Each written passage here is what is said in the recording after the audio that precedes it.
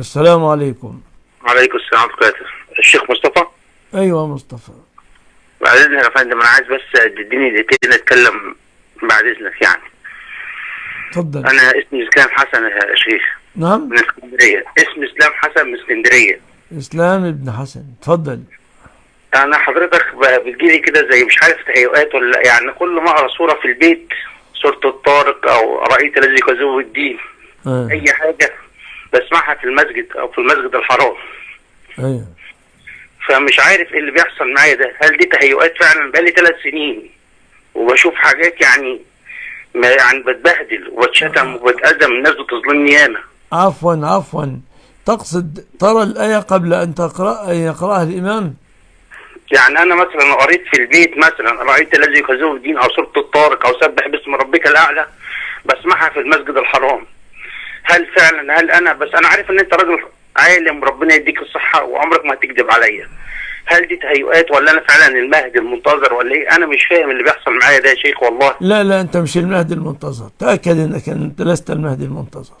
طب الصور اللي بقراها في البيت دي واللي بتحصل في جميع المساجد اللي في اسكندرية حوالين مني.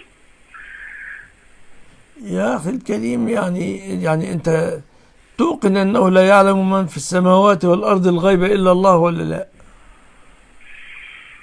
طب يا شيخ، والاتهامات اللي انا بحس ان مثلا الحكومه والحاجات دي، انا خايف مش عايز اتكلم في السياسه بس انا بحس. لا اتكلم في كل حاجه دلوقتي، في السياسه، في اقتصاد، في اي حاجه، ما دام انت وصلت لحاله انك شاكك انك انت المهدي، لا طلع كل حاجه عندك. اتفضل، حالتك خاصه يعني، فضفض. انا بقالي 3 سنين حتى رحت المستشفى الامراض النفسيه عشان اعرف أيوة. انا فعلا مريض نفسي. الدكاتره قالوا لي لا، رحت لكذا دكتور والله. لا ان شاء الله. انا اقول لك حاجه يا اخي، يعني اكثر من ذكر. كويس مفيش حاجه. صبرا بس هكلمك اهو. الحمد لله. أيوة. انت ذهبت للاطباء صح؟ تمام. وعجزوا عن دوائك. تمام. عليك بدعاء الله الذي لا يعجز عن شفائك، وعليك بالاكثار من ذكر الله سبحانه وتعالى. والله يا شيخ اللهم لك الحمد، ماسك بذكر الله في الصلاه أيوة وفي العباده. شوف لن تخيب ما دمت. بقالي 3 سنين على الحال ده. اقول لي طب الصوره اللي بيحصل معايا في اليوم بلاقي حتى ساعات حضرتك بلاقي البوستات بتاعت حضرتك متوافقه معايا على صفحتي.